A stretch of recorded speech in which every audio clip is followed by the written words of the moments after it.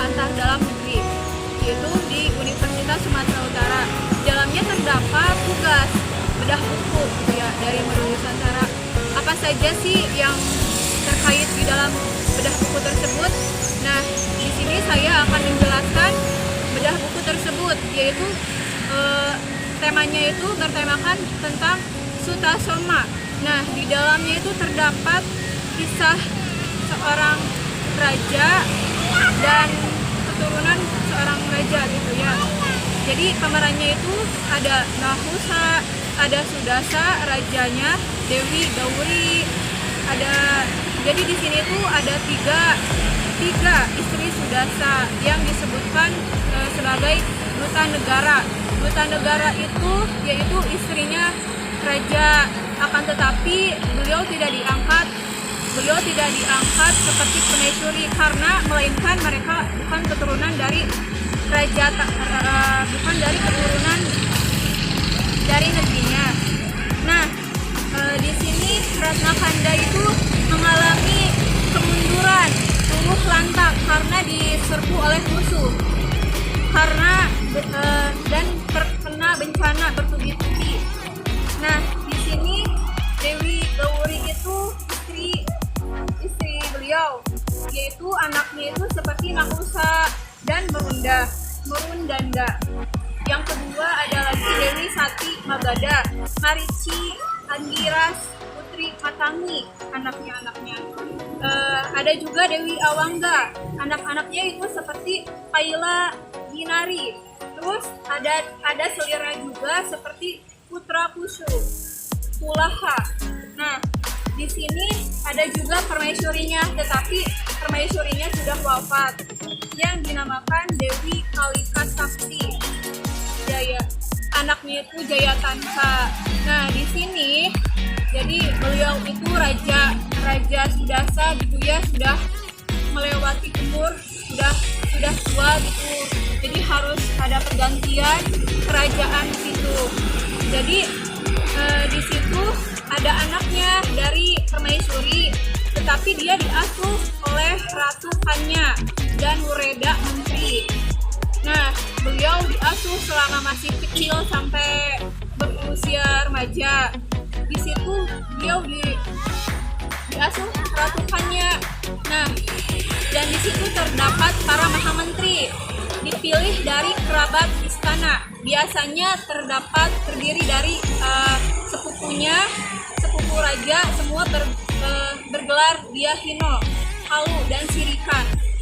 Dan jabatan di bawahnya yaitu seperti panglima kerajaan yang bergelar Pasengguhan. Nah, di bawahnya juga ada Panca Padmatika, terdiri dari para menteri yang menerima pemerintah langsung dari Mahamenteri. Terus kemudian mereka mendapat gelar jabatan Mahapati, Demung, Panuruhan, Rangga, dan Tumenggung. Dan jabatan di bawahnya lagi terdapat patih yang bergelar Adipati atau Adipraja. Nah, Ratna Kanda terdiri dari kelompok desa yang dipimpin oleh Apuwu dan Buyut. Jadi Apuwu itu kemudian jabatan terkecil oleh Buyut, ya ada jabatan terkecil. Jadi Buyut itu yang mengurus rakyat dalam satu satuan wilayah terkecil.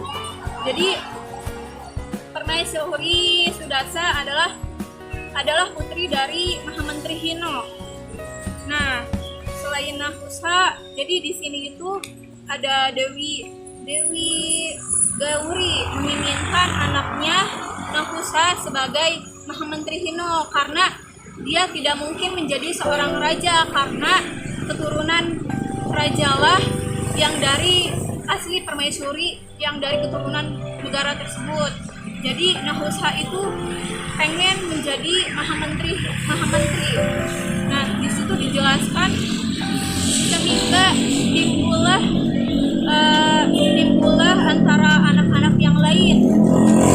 Nah, ada yang menonjol lagi seperti Anggiras. Nah, Anggiras menonjolnya itu karena kecerdasannya, kepintarannya, terus ketampanannya.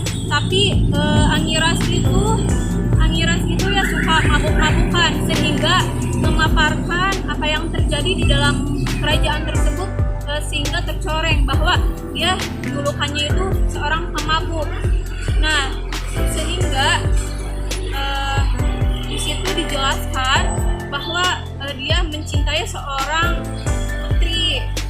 Nah, di situ sehingga dijelaskan lagi ya asal usulnya panjang banget, dan sampai akhirnya timbullah kegaduhan di dalam negeri tersebut. Apa sih kegaduhannya? Kegaduhannya itu istri dari Sudasa, Dewi Gauri itu menyebutkan bahwa negara ini harus ada memiliki kerajaan lagi, harus memiliki tolak ukur dari anak-anaknya, harus ada yang menggantikannya.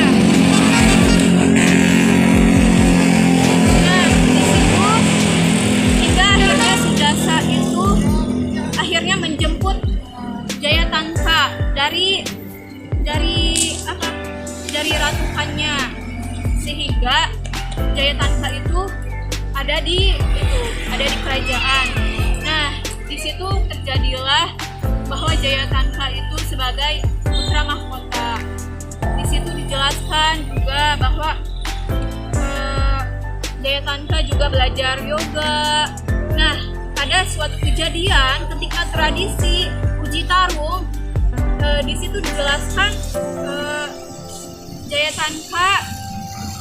Jayatanka benar-benar lihai dalam hal memanah, baik itu memanah, terus berkuda, bahkan juga beliau memanahnya benar-benar tepat sasaran, berkuda, terus selain itu memanah pisaunya juga benar-benar dalam keadaan yang sangat bagus dan jenius, karena beliau itu usianya itu sekitar 10 tahun, 11 tahunan di usia remaja. Yang tadinya disepelekan sehingga akhirnya beliau ditakuti oleh banyak orang. Nah, sehingga ada lagi suatu kisah kejadian bahwa kerajaan akan musnah. Maksudnya di sini ada penyerangan. Akhirnya Sudasa itu meninggal lah. Pada akhirnya usia Jayatanka sudah berusia 16 tahun, beliau diangkat sebagai putra kerajaan. Nah, beliau diangkat sebagai raja. Nah, yang tadinya luluh lantah gitu ya, yang tadinya kerajaannya diserang gitu sama kerajaan lain, dan sehingga akhirnya kerajaan ini ada yang penyerangan terhadap kerajaan lain, sehingga akhirnya Jayatanka lah yang memusnahkan penyerangan tersebut, dan kerajaan tersebut dinobatkan sebagai kerajaan yang ditakuti oleh kerajaan lain. Nah, di situ dijelaskan pula ada Sutasoma itu memiliki keberpikiran yang tenang, ramah gitu ya. Jadi beliau itu harus menggantikan sebagai seorang raja. Akan tetapi Sutasoma itu tidak tertarik akan hal itu. Beliau ingin kata orang tuanya, beliau itu harus menikah karena sudah cukup usianya di usia segitu ya. Tetapi Sutasoma itu pergi kemana coba? Beliau menelusuri jalan sampai akhirnya beliau menemukan seseorang yang ada seperti petapa gitu ya, yang ada di sana. Beliau itu bertapa. Nah, bertapa itu di gunung gitu ya, bertapanya di gunung, sehingga terjadilah yang pertama ada manusia, tapi dia itu mukanya itu menyeramkan. Nah, sehingga kejadianlah keributan gitu ya. Tetapi Sutasoma dengan belas asihnya, dengan pikiran yang tenang, sampai yang ditakuti itu ya, yang manusia tersebut sampai sebagai gurunya, ingin menjadikan Sutasoma jadi gurunya. Selain itu ada naga. Naga itu yang ingin menyerang. Naga itu ingin menyerang apa? Menyerang Sutasoma. Nah, naga yang menyerang Sutasoma akhirnya beliau naga tersebut menjadi itu ya, Sutasoma menjadi gurunya. Selain naga itu ada harimau yang kelaparan, ingin memiliki apa ya, saking laparnya dia pengen memakan anaknya. Nah, kata Sutasoma itu, biar aku saja yang dimakan olehku. Akhirnya harimau itu memakan Sutasoma. Tapi Sutasoma itu mempunyai ilmu yang sangat tinggi. Jadi beliau itu berlatih yoga. Akhirnya Sutasoma itu mati berceceran darah di mana-mana, sehingga akhirnya seperti daun-daun, langit pun seperti mendung.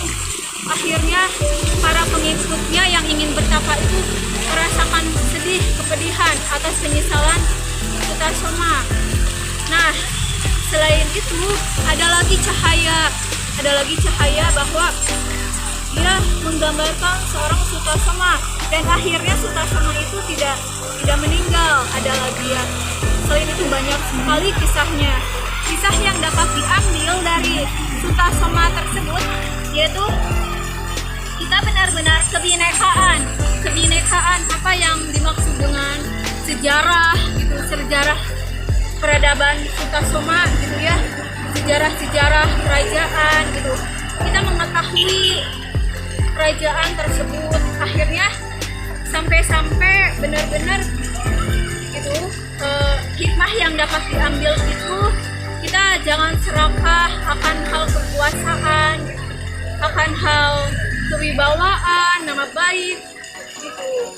Dan Sutasoma itu menikah juga dengan Cendrawati.